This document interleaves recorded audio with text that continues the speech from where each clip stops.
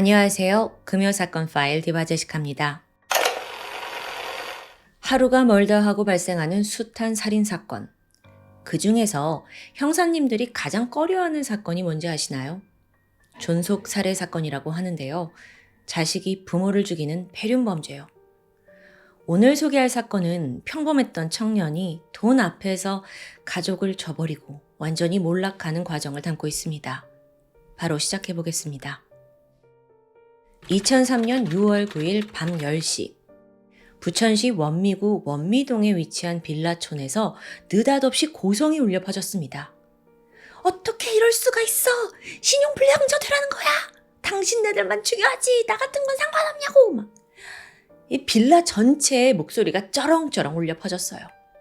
거기에도 거친 욕설까지 들리면서 몇몇 주민들은 놀래서 밖으로 나오기까지 했고요. 그 진원지는 김씨 가족의 집이었습니다. 아무래도 가족끼리 좀 싸움이 난 것 같아요. 그런데 몇 분 동안 이어지던 고성이 갑자기 뚝 끊기듯 사라집니다. 주민들은 그제야 아이고 이제 마무리 됐나 보다 하고 집으로 돌아갔어요. 하지만 1시간 뒤 또다시 고성이 들려왔습니다. 근데 이번엔 좀 달랐죠? 단순한 말다툼이 아닌 거의 울부짖음에 가까운 비명소리였어요. 이 소리에 놀란 주민들이 또 상황을 보려고 창밖을 내다봅니다. 그러자 골목길 한가운데서 벌벌 떨면서 울부짖고 있는 중년 남성이 보였습니다. 그 김씨 집의 가장이자 아버지인 김씨예요. 그러면서 도와주세요. 제발 좀 도와주세요. 이거 너무 심상치 않은 상황이에요. 그래서 일단 주민들이 내려가서 그를 부축했죠. 그러자 김씨가 입을 뗍니다. 제 가족들이 살해당한 것 같아요. 잠시 후에 신고를 받은 경찰이 현장에 출동했어요. 아직 이 집안에 범인이 있을 수도 있는 상황이잖아요. 그래서 준비태세를 갖추고 조심스럽게 진입을 했죠. 범인은 도주했는지 아무도 없었고요. 다만 내부에서 피비린내만 풍겼습니다. 그리고 그 집안은 정말 지옥 그 자체였죠. 안방과 작은 방에서 김 씨의 아내와 어머니, 그러니까 아내 입장에선 시어머니의 시신이 발견됩니다. 근데 두 사람 몸에 특별한 상처가 없어요. 시신 옆에 베개가 하나 떨어져 있었는데 이걸 토대로 베개로 얼굴을 눌러서 살해한 것으로 추정됩니다. 그렇다면 그 피비린내, 이건 어디서 풍겨오는 거죠? 의문이 들던 그때 피해자가 또 있습니다. 다른 방에서 이번엔 김 씨의 20대 큰아들이 발견됩니다. 15차례나 칼에 찔린 상태였어요. 이 몸에서 피가 너무 많이 나와가지고 방 안에 새빨간 웅덩이를 만들 정도였죠. 그런데요, 천만다행으로 중상을 입었는데도 불구하고 큰아들이 희미하게 숨이 붙어 있더라고요. 바로 병원으로 호송이 됐죠. 그렇게 기적적으로 그는 목숨을 건지게 됩니다. 한편 아까 그 골목에 나와서 도움을 요청했던 이 집의 가장 김 씨, 아버지 김 씨는 이미 범인이 누군지 알고 있습니다. 그리고 경찰에게 말해요. 제 둘째 아들 22살 김근우가 범인입니다. 지금 이 집에서 어머니와 할머니 살해하고 큰형 죽이려고 한 게 둘째라고요? 여러분, 보통의 존속살인은 가정학대에서 시작되는 경우가 더러 있습니다. 그래서 혹시 그 범인 김근우도 이런 걸 겪었던 게 아닐까? 아니요. 그는 아주 보통의 중산층 가정에서 평범하게 자란 청년입니다. 가족관에 불화 없었고요. 학창시절엔 공부도 꽤 잘했어요. 덕분에 명문고에 진학하는 성과도 보여줬고요. 게다가 어릴 때부터 배우를 꿈꾸면서 중앙대 연극영화과에 진학합니다. 딱 봐도 남부러울 것 없는 그런 삶을 사는 것 같았죠. 부모님의 자랑스러운 아들이었고요. 근데 이게 어느 순간부터 삐뚤어지기 시작해요. 그때가 언제였냐면 대학을 가서 여자친구를 만나고부터라고 볼 수 있습니다. 아니, 더 정확히는 신용카드를 만들었던 게 화근이었어요. 처음에는 여자친구랑 이제 데이트를 해야 되잖아요. 그래서 쓰려고 만든 신용카드였습니다. 근데 이제 대학생이 되고 인생 처음으로 신용카드를 가지게 됐죠? 근데 이게 너무 신기해요. 원하는 걸 사고 싶은 대로 다 사고 그 돈은 한 달 뒤, 아니면 할부로 몇 달 뒤에 갚아도 된다고 하잖아요. 막 사회에 나온 그에게 이 카드는 마치 마법과도 같았습니다. 그렇게 한두 번 긁더니 소비가 점점 늘어나게 돼요. 데이트용으로 만들었다 하는데 단순하게 밥 먹고 영화 보는 수준이 아니라 날이 갈수록 돈의 단위가 커지는 거예요. 더 좋은데, 더 비싼데 데려가서 여자친구 대접하고요. 또 거기에서 만족감을 느낀 것 같아요. 그러다가 심지어 200만 원 상당의 명품 옷과 가방을 구매하더니 여친에게 선물합니다. 황홀해하는 여친 보면서 자기도 뭐가 된 듯한 그런 행복감을 느꼈겠죠. 동시에 자기도 모르는 사이에 그 사치라는 굴레에 빠져들고 있는 거예요. 이후로도 김근우는 무서울 거 없이 카드를 마구 긁어댔죠. 그게 차곡차곡 쌓이더니 어느덧 카드 빚이 4천만 원을 넘어갑니다. 자, 그러자 이제 카드사에서 독촉 전화가 오기 시작해요. 그제서야 나 이거 갚아야 되는데? 상황의 심각성을 인지합니다. 근데 학생한테 그 큰돈이 어디 있겠어요. 결국 카드 빚이 밀리고 눈덩이처럼 불어서 그걸 떠맡아야 하는 건 아버지 김 씨의 몫이었습니다. 아들이 와가지고 아빠 한 번만 도와주세요. 이거 한 번만 도와주면 제가 다시는 카드 안 쓸게요. 막 울면서 잘못했다고 비는데 아들의 빚을 그냥 둘 수도 없잖아요. 그래서 결국 2002년 4월에 아버지가 자신의 연금까지 해약을 하면서 아들의 빚을 청산해 줍니다. 큰 결심이었어요. 근데요, 이놈 김근우가 여전히 정신을 차리지 못합니다. 사실 돈 펑펑 쓰고 호화로운 그 맛을 이미 알아버린 거예요. 평범한 인생으로 돌아갈 수가 없는 거죠. 그러더니 인생 뭐 있어? 또다시 신용카드에 손을 댔습니다. 빚을 청산한 지 불과 8개월 만에 자기 명의로 600만 원, 아버지 명의로 400만 원의 빚을 지게 돼요. 심지어 이번엔 여자친구 아버지 카드까지 도용을 하더니 총 7천만 원을 사용합니다. 그런데요, 좀 의문이 들지 않으세요? 아니, 김근우는 중앙대 다니던 평범한 대학생인데 알바도 안 했어요? 어떻게 신용카드를 발급받아서 이렇게 막 쓸 수 있었던 걸까? 사실 여기에서 그 당시의 시대적인 이해가 좀 필요합니다. 1997년 IMF 외환위기를 극복하는 과정이었어요. 정부가 이때 신용카드 규제를 완화해줘요. 그러자 카드사들이 더 많은 고객을 유치하려고 좀 무분별하게 발급을 허용하게 된 겁니다. 이때 수입이 따로 없는 대학생들, 주부들, 가릴 거 없이 다 신용카드 만들 수 있었어요. 심지어 미성년자들도 발급받았을 정도예요. 그리고 결국 이게 대단한 사회 문제를 야기합니다. 김근우 역시 이런 분위기 속에서 카드 받아서 그 늪에 빠진 겁니다. 거의 중독 수준이에요. 아니, 이미 아빠가 한번 갚아줬잖아. 그때 정신을 차렸어야 했죠. 근데 그러질 못했어요. 소비가 이어지면서 빚은 또 눈덩이처럼 불어났죠. 그러니까 아빠한테 기어 들어옵니다. 무릎 꿇고 도와달래요. 제발 자기 살려달래요. 근데 아버지 입장에선 이미 연금까지 해약했어요. 아버지도 능력이 없는 거죠.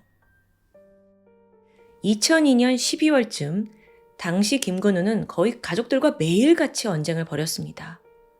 빚 좀 갚아달라. 그게 뭐 그렇게 힘드냐. 부모가 그것도 못 해주냐. 아들 실용불량자 되면 책임질 거냐. 떼를 씁니다. 근데 이때 가족들이 더욱더 꼼짝도 하지 않았죠. 왜냐하면 돈도 없었지만 무엇보다 이 아들의 버릇을 고쳐야 하잖아요. 얘를 바로잡기 위해서 이번에는 절대 대신 해결해 주지 말자. 단단히 마음먹은 상태였던 겁니다. 근데 이제 아들은 떼를 써도 안 되니까 결국 집을 뛰쳐나가요. 그리고 7개월 만에 다시 집에 돌아옵니다. 오랜만에 엄마와 마주쳤고 할머니와 마주쳤는데 그 집에서 가족들을 무참히 살해한 겁니다. 한편 사건을 담당하고 있던 수사관들은 도주한 김근우의 행방을 추적합니다. 근데 생각보다 빠르게 꼬리가 잡혔어요. 이 와중에도 여자친구와 이메일로 꼬박꼬박 연락을 주고받고 있더라고요. 근데 그 이메일의 내용이 굉장히 충격적입니다. 내가 전부 죽일 수 있었는데 작업에 실패했어. 형이랑 아버지까지 다 죽일 수 있었는데 아쉬워. 아버지 혼자 의리 없이 도망갔거든. 어떻게 이런 글을 쓸 수가 있죠? 김건우는 여자친구한테 나는 결코 잡히지 않을 거다 라면서 경찰의 추적을 비웃는 듯 합니다. 그런데 또 동시에요. 여자친구한테는 내가 니네 아버지 카드 썼는데 빚을 다 갚아주지 못해서 미안하다 막 이러고 있죠. 아니 자기 가족 이렇게 죽인 상황에서 난 진짜 이해가 안 돼요. 경찰은 그 이메일이 발송된 IP와 또 김근우의 핸드폰 추적을 통해서 위치를 파악합니다. 인천 일대 PC방에 숨어 있더라고요. 그런데 경찰의 추적이 무서웠는지 그 메일을 보내자마자 PC방을 떠나버려요. 그래서 형사들이 가서 PC방과 인근 뒤졌지만 김근우를 검거하는 데는 실패하죠. 그렇게 도주가 하루 이틀 길어졌고요. 결국 6일째가 되던 6월 15일 김근우는 부천시 원미구에 있는 한 PC방에서 검거됩니다. 김근우는 경찰서에서 조사를 받는 내내 상당히 덤덤했어요. 죄책감을 보이지 않는 겁니다. 가족들 왜 죽였냐? 라는 질문에 진작 저한테 돈을 줬으면 이런 일도 없잖아요. 이렇게 대답하는 거예요. 그리고 이어서 밝혀지는 그날 사건의 전말. 2003년 6월 9일 밤 10시. 집을 나간 후 7개월간 연락이 끊겼던 둘째 아들 김근우가 예고 없이 집에 들이닥쳤습니다. 이때 집에는 어머니와 할머니만 있었어요. 엄마는 오랜만에 아들을 보니까 너무 반가웠죠. 그런데 그것과 달리 아들의 목적은 분명합니다. 이번에도 돈을 주지 않으면 모두를 죽일 생각으로 돌아온 거였어요. 그래서 어머니를 보자마자 인사고 뭐고 빨리 카드빚 갚아줘. 여기에 어머니는 안 된다고 거부를 했죠. 그럴수록 아들은 막 한심한 말만 내뱉습니다.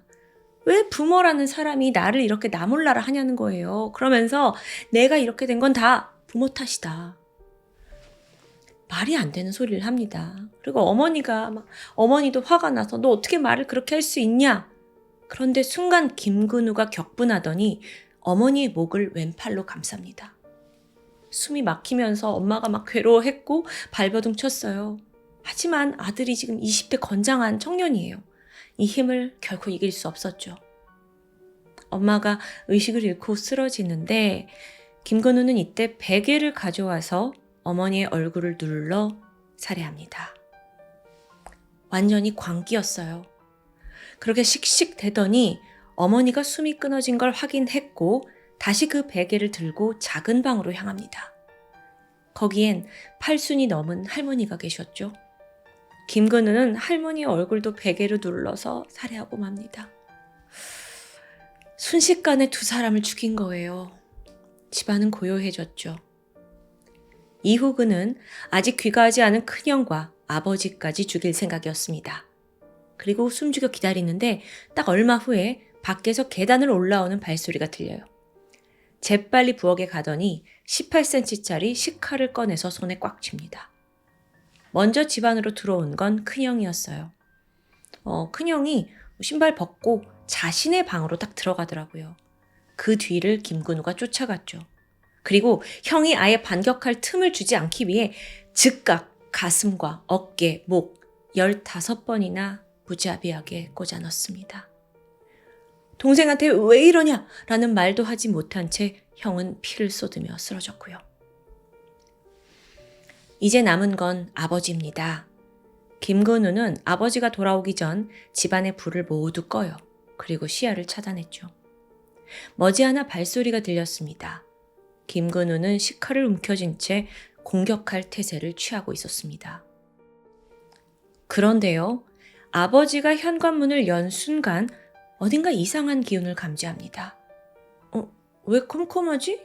이 시간까지 와이프도 있고 어머님도 계실 텐데 아무도 없다고? 아버지는 불안함에 약간 뒷걸음질 치게 돼요.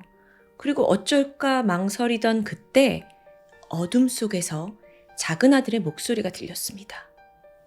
아버지, 그냥 조용히 들어오세요. 안 들어오면 형 죽어요.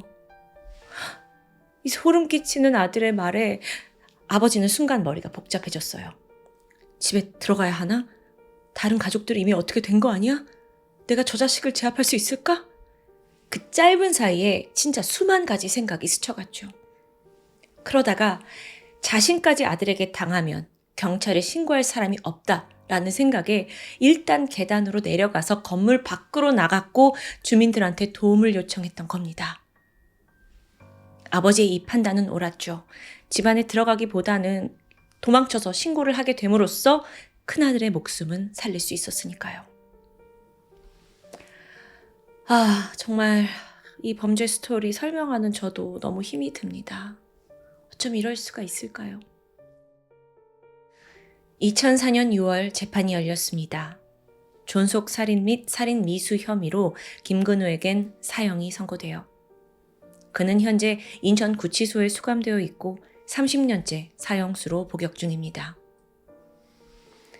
범인 김근우는 사치와 향락에 빠져 너무도 어리석고 끔찍한 범행을 저질렀습니다. 또한 아버지는 자식의 손에 하루아침에 자신의 아내와 어머니를 잃게 됐고요. 이 가족 모두를 불행으로 몰아넣은 둘째 아들 김근우. 정말 아버지는 얼마나 가슴이 아팠을까요? 존속살인 사건, 저희 금요사건 파일에서 자주 등장하진 않지만 이렇게 한 번씩 나올 때마다 가슴을 후벼 파는 것 같아요. 여러분은 어떻게 생각하시나요? 지금까지 금요사건 파일 디바제시카였습니다.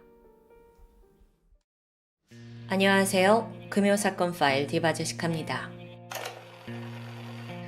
오늘 사건의 전말을 알기 위해서는 먼저 1974년 경상남도 마산에서 발생한 살인사건부터 시작해야 합니다. 당시 마산 중부경찰서에 있던 20대 여성 직원 엄씨가 살해되는 사건이 발생했어요. 범인의 정체를 수색해보니 놀랍게도 당시 고등학교 2학년밖에 안 된 전용술이었죠. 평소 그는 엄씨를 짝사랑했다고 합니다. 그런데 자기 마음을 받아주지 않으니까 이런 끔찍한 살인을 저지른 거예요. 재판이 진행됐고 1심과 2심에서 그는 유례 없이 모두 사형을 선고받습니다. 만 17세이던 그의 나이를 고려했을 때 이렇게 미성년자가 사형을 선고받는 건 70년대에는 결코 흔한 일이 아니었어요.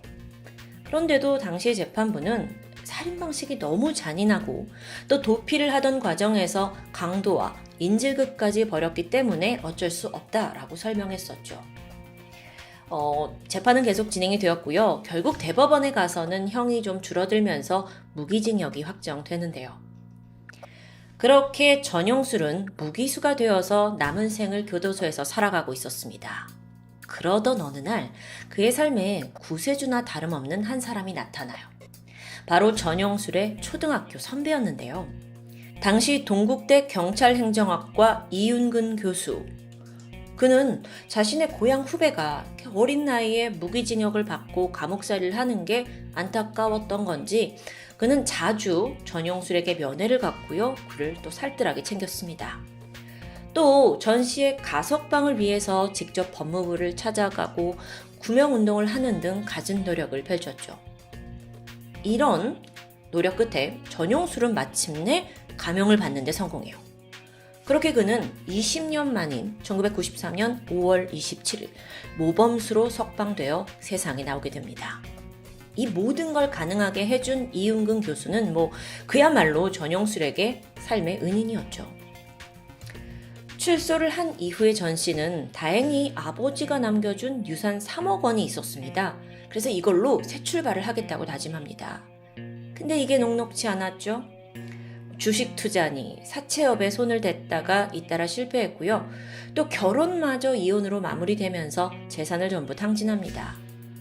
이후 그는 택시 운전에 뛰어들지만 생활은 점점 궁핍해져만 갔어요. 이런 상황 속에서 문득 전용술은 이윤근 교수를 떠올렸습니다.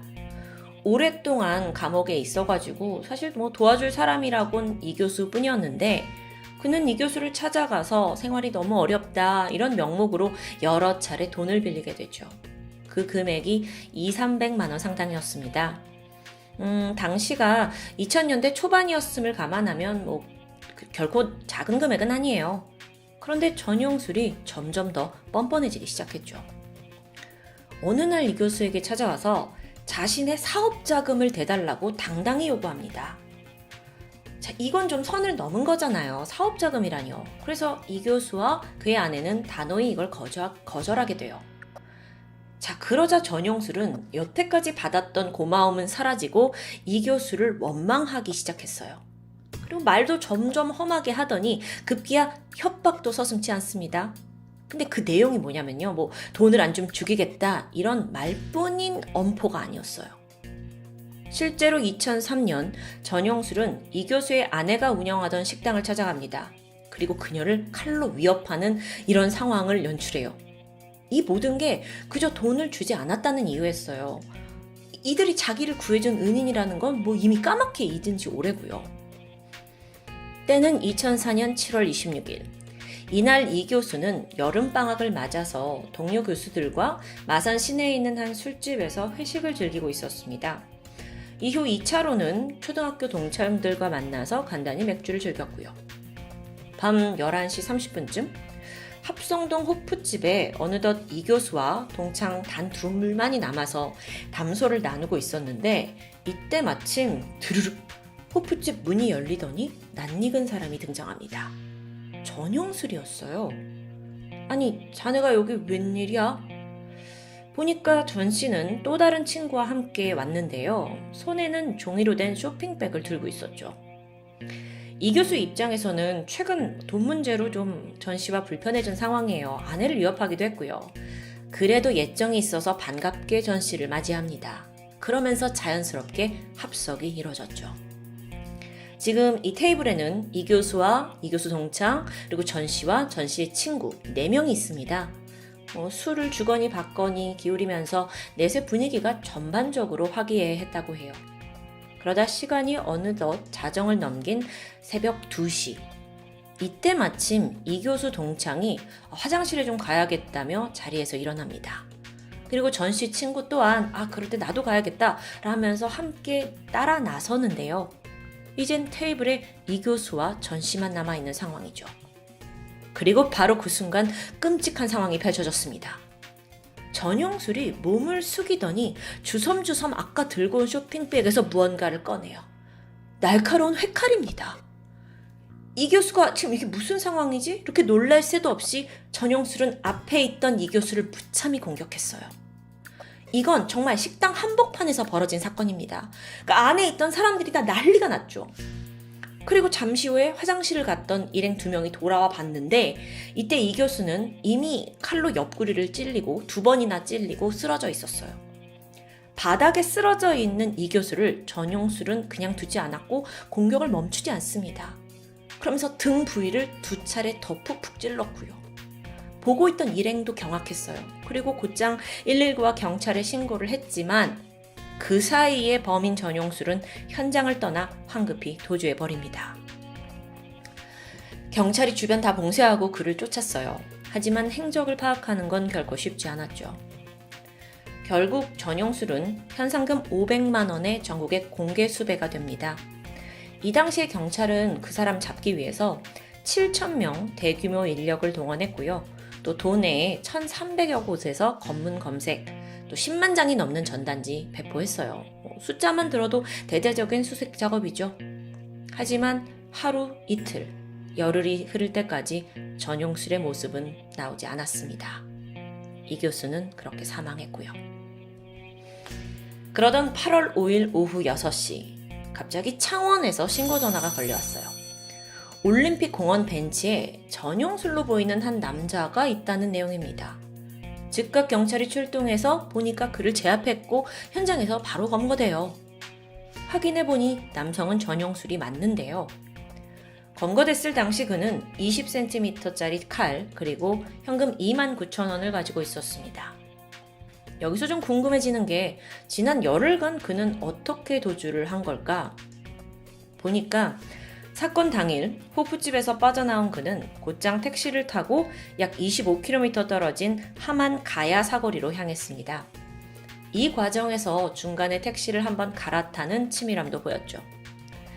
인적이 드문 논두렁에 도착을 했는데요.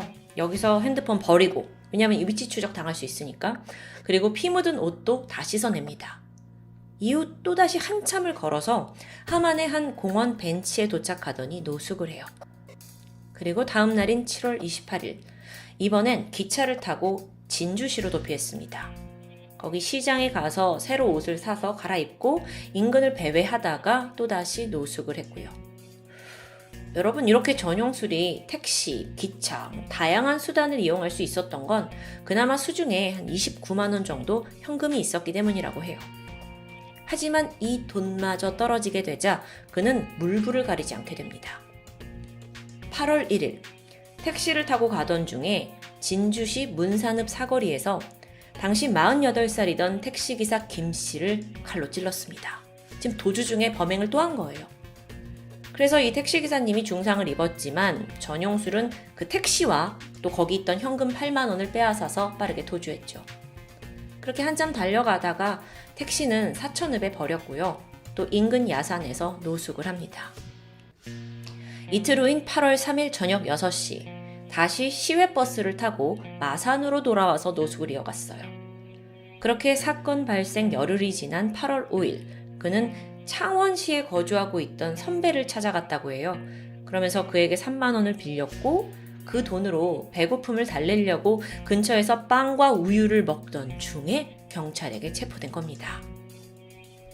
그런데요, 그가 검거됐을 당시 짧은 스포츠형 헤어에 흰머리가 군데군데 나 있었어요. 보니까 이게 경찰이 배포했던 수배 전단 사진과는 굉장히 다른 모습이에요. 경찰이 그때 깨달았죠. 이러니까 시민들의 제보가 별로 없었던 거구나. 그 와중에도 그 공원에 누군가 앉아있는데 그 전단지 사람 같다라고 신고를 한 제보자가 정말 눈썰미가 좋았던 것 같은데요. 전용술은 지난 열흘간 정말 많은 지역을 오가면서 도피를 했죠. 또 행동 반경도 대범했습니다. 낮에는 주로 야산에 은신을 해 있었지만 그러다가도 일반인들처럼 공원 돌아다니기도 하고 막 예술회관 같은 시내 한복판에 있기도 했고요. 심지어는 한 기원에 들어가서 2시간가량 여유 있게 바둑을 둘 정도였다고 하는데요. 지금 이게 도피 맞아요?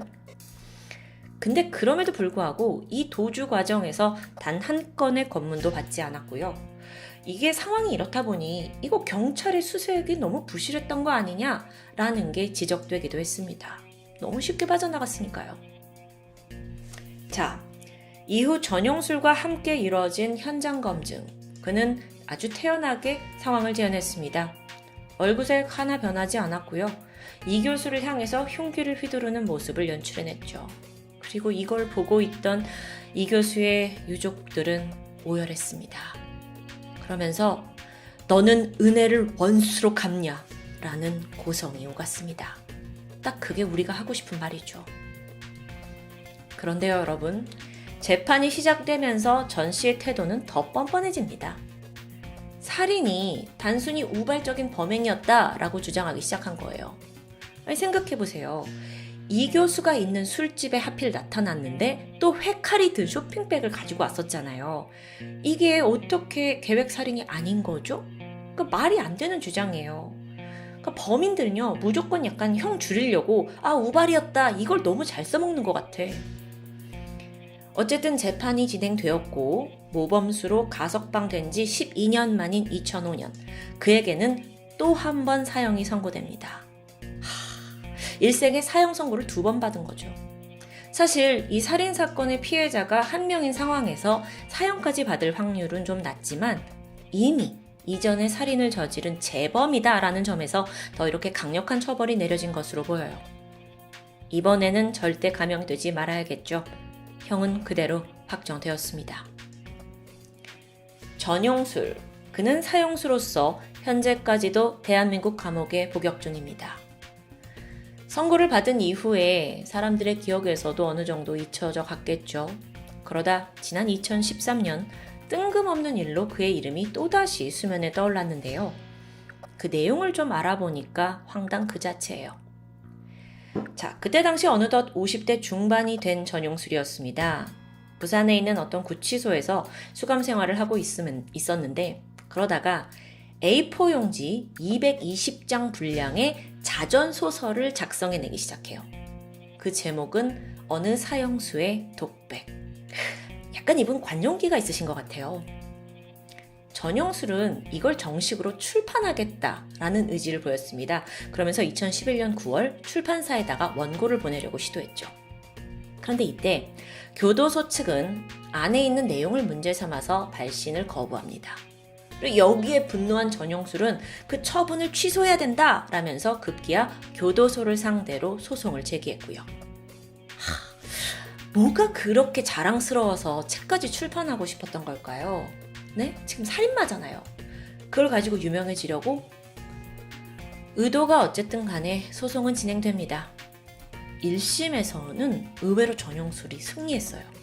하지만 항소심에서 재판부는 구치소가 이거는 외부 발송 안 됩니다 라고 한 처분은 적법하다고 판단됐죠. 자, 과연 그 내용이 뭔지 좀 궁금해지는데요. 여기서 사실 한 소설의 일부 내용이 이슈가 됐던 건데 자전적인 이야기라 당연히 전용술이 과거에 저지른 살인사건 2건이 대부분의 소재입니다. 그리고 거기에는 피해자들의 직업, 출신 학교, 또 사생활 부분이 여과 없이 담겨 있었어요. 여러분 이걸 어떻게 생각하세요? 피해자의 정보가 다른 사람도 아니라 가해자에 의해서 책으로 다뤄진다는 건 유가족들은 정말 2번 억울한 상황이죠. 게다가 이 자서전에 보니까 이 교수가 나에 의해 지구를 떠났다라고 묘사를 하는데 지구를 떠나요? 이게 무슨 SF 소설입니까? 약간 피해자의 죽음을 좀 경시하는 듯한 태도가 느껴지기도 해요. 어쨌든 결론적으로 출판은 좌절되었습니다. 전용술은 과연 이 판결에 대해 어떻게 생각할지 궁금한데요. 본인은 타인의 생명을 빼앗은 주제에 표현의 자유는 소중하다고 생각하는 건 아닐지. 은혜를 원수로 갚는 것으로도 모자라서 반성의 기미도 없고 오히려 자신의 살인을 자신의 훈장으로 삼으려 했던 전용술입니다. 여러분, 짐승도 자기를 구해주면 고마움을 느낀다고 하는데 전용술은 그럼 짐승 이하의 존재로 불러도 되겠네요. 이제 한 가지 확실한 건 더 이상 그의 삶에 구원자는 결코 나타나지 않는다는 점입니다. 지금까지 금요사건 파일 디바제시카였습니다.